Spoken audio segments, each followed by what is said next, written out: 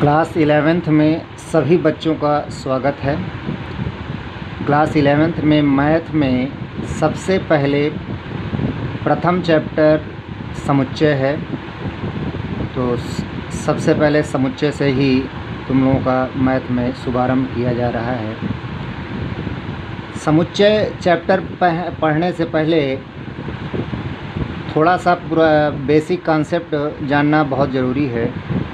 जैसे तुम लोग जानते हो कि एक समूह या संग्रह क्या होता है। संग्रह का तात्पर्य कई वस्तुओं या व्यक्तियों का समूह। इस समुच्चय का प्रयोग आगे के सभी चैप्टर में होगा।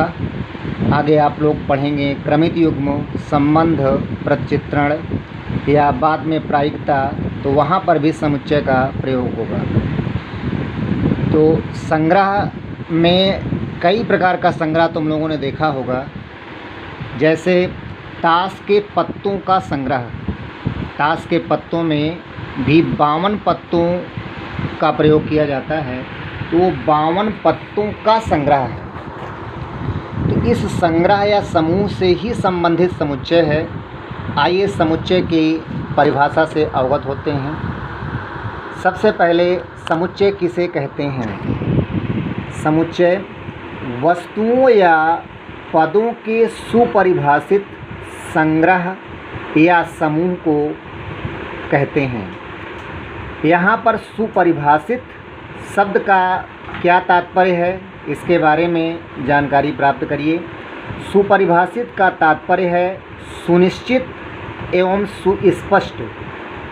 सुनिश्चित का तात्पर्य है कि कौन सा अवयव या कौन सी वस्तु या कौन सा पद उस समूह में उपस्थित है या अनुपस्थित है। और सुस्पष्ट होने का तात्पर्य है कि किसी समुच्चय में 2 या अधिक अवयव एक समान नहीं होने चाहिए, अर्थात किसी भी अवयव की पुनरावृत्ति नहीं होनी चाहिए। किसी समुच्चय में जो भी अवयव लिखे जाएंगे उनको एक बार ही लिखना है, उसको दोबारा नहीं लिखना है। ये तात्पर्य होता है पुनरावृत्ति की। जैसे सप्ताह के दिनों का समुच्चय। सप्ताह के दिनों के समुच्चय में कौन कौन से अवयव आएंगे? रविवार, सोमवार, मंगलवार, बुधवार, गुरुवार, शुक्रवार तथा शनिवार। अब इसमें कोई भी दिन 2 बार नहीं लिखा गया है। अलग अलग इसके अवयव हैं और सुनिश्चित भी हैं, इसलिए ये एक समुच्चय कहलाएगा। दूसरा इसी का एक उदाहरण है अंग्रेजी वर्णमाला के स्वरों का समुच्चय। अंग्रेजी वर्णमाला में 5 स्वर होते हैं, ए, ई, आई, ओ, यू। ये ए, ई, आई, ओ, यू में भी कोई भी अवयव की पुनरावृत्ति नहीं हुई है, इसलिए इस समूह को भी समुच्चय कहा जाएगा। अब बात आती है समुच्चय का समुच्चय संकेतन। समुच्चय को किस प्रकार निरूपित करेंगे, प्रदर्शित करेंगे? तो सामान्यतः समुच्चयों को अंग्रेजी वर्णमाला के बड़े अक्षरों ए, बी, सी या एक्स, वाई, जेड द्वारा निरूपित किया जाता है तथा समुच्चय के अवयवों को साधारणतया अंग्रेजी वर्णमाला के छोटे अक्षरों small A, small B, small C या small X, small Y, small Z द्वारा निरूपित किया जाता है। इस प्रकार से संकेतन बता दिया गया कि समुच्चय को बड़े अक्षरों से निरूपित किया जाता है तथा उनके अवयवों को, उनके पदों को अंग्रेजी वर्णमाला के छोटे अक्षरों से प्रदर्शित किया जाता है। इसी में यदि स्मॉल ए समुच्चय कैपिटल ए का कोई अवयव है तो इस तथ्य को ए बिलोंग्स टू कैपिटल ए से लिखकर प्रदर्शित करते हैं तथा इसको स्मॉल ए समुच्चय कैपिटल ए का अवयव है पढ़ा जाता है। अर्थात किसी भी समुच्चय में यदि कोई अवयव उपस्थित है तो उसकी उपस्थिति को प्रदर्शित करने के लिए small A belongs to capital A, इस चिन्ह का प्रयोग करते हैं, अर्थात ये उपस्थिति का, विद्यमान या उपस्थिति का चिन्ह है। इसी प्रकार यदि कोई अवयव स्मॉल ए समुच्चय कैपिटल ए का अवयव नहीं है तो इस तथ्य को ए डज नॉट बिलोंग्स टू ए, अर्थात स्मॉल ए समुच्चय कैपिटल ए में उपस्थित नहीं है, लिखकर प्रदर्शित करते हैं। समुच्चय का प्रदर्शन। समुच्चय को प्रदर्शित करने की दो विधियां हैं। अभी इसके पहले बताया गया था कि समुच्चय को किससे सांकेतिक करते हैं, किससे निरूपित किया जाता है, लेकिन यहाँ पर समुच्चय किस प्रकार लिखा जाता है उसके बारे में प्रदर्शित करने की दो विधियां हैं।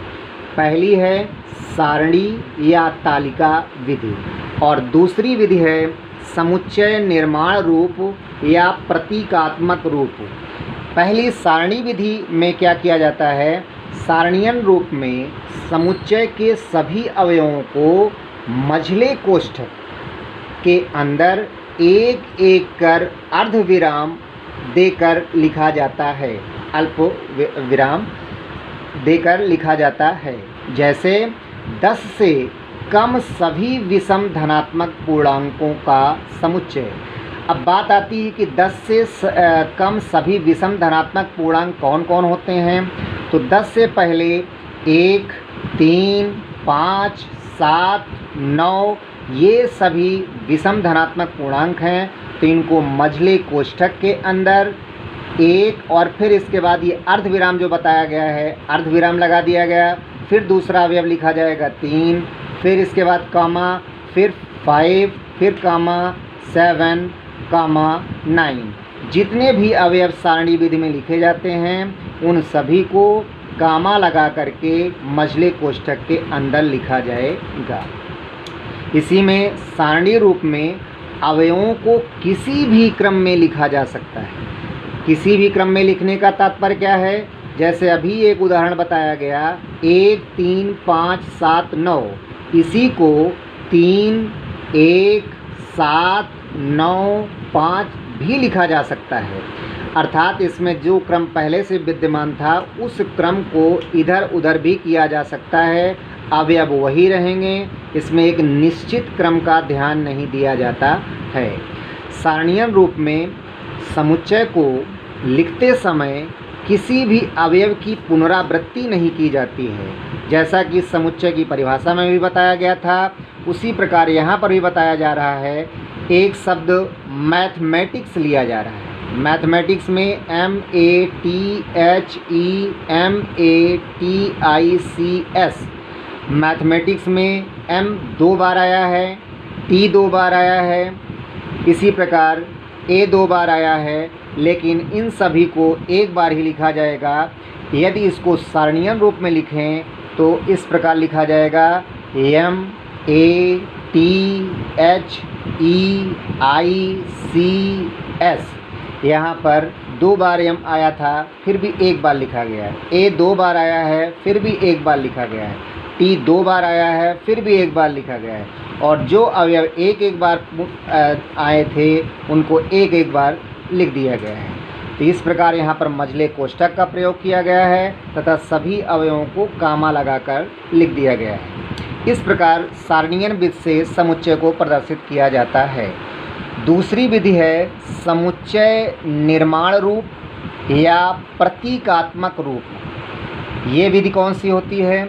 इस विधि में समुच्चय निर्माण रूप में किसी समुच्चय के सभी अवयवों में एक सर्वनिष्ठ गुणधर्म होता है जो समुच्चय से बाहर के किसी अवयव में नहीं होता है। अर्थात समुच्चय निर्माण विधि में जो भी अवयव लिखे जाएंगे उनको शब्दों में लिखा जाएगा, वो एक गुणधर्म का पालन करेंगे, उस गुणधर्म को उसमें व्यक्त किया जाएगा। एक उदाहरण से ये आप लोगों को समझ में आ जाएगा। जैसे समुच्चय AEIOU इन अक्षरों से आप लोग सभी भली भांति परिचित हैं। ये अंग्रेजी वर्णमाला के स्वर हैं कि सभी अवयवों में एक सर्वनिष्ठ गुणधर्म है कि इनमें से प्रत्येक अवयव अंग्रेजी वर्णमाला का एक स्वर है और इस गुणधर्म वाला कोई अन्य अक्षर नहीं है, अर्थात ए ई आई ओ यू के अतिरिक्त और कोई अवयव अंग्रेजी वर्णमाला के स्वर में नहीं होता है। इसलिए इसे यदि समुच्चय निर्माण रूप में विधि से लिखा जाए तो इसको इस प्रकार लिखेंगे। यदि समुच्चय को कैपिटल ए से निरूपित किया जाए तो capital A is equal to x such that x अंग्रेजी वर्णमाला का एक स्वर है। यहाँ पर ये सच दैट का मतलब है ऐसा है कि, ऐसा है कि। यक्स ऐसा है कि यक्स अंग्रेजी वर्णमाला का एक स्वर है। अब इसके अंतर्गत ये सभी अक्षर आ जाएंगे, ए ई आई ओ यू। इनको लिखना नहीं पड़ा, एक बार शब्दों में लिखने के बाद हमें मालूम हो गया कि हाँ इसमें कौन कौन से अवयव हैं। इस विधि का प्रयोग अधिकांशतः तब किया जाता है जब अवयवों की संख्या बहुत अधिक हो या वो समूह किसी एक गुणधर्म का प्रयोग करता हो। इस प्रकार से ये समुच्चय की प्रस्तावना है, समुच्चय के बारे में बताया गया है। इनसे संबंधित प्रश्नों को अगले वीडियो में बता दिया जाएगा। कुछ प्रश्न होमवर्क के लिए भी दिए जाएंगे, एक्सरसाइज के लिए भी करने के लिए दिया जाएगा। इस तरह से आप लोग इस समुच्चय के बारे में जो बताया गया है एक बार पढ़ करके कुछ अपने पास जो भी बुक में के क्वेश्चन हैं उनको लगाने का प्रयास कीजिए और जो समझ में नहीं आया है उसको आराम से पूछ सकते हैं। अगले वीडियो में भी पूछ सकते हैं या आज के दिन भी पूछा जा सकता है।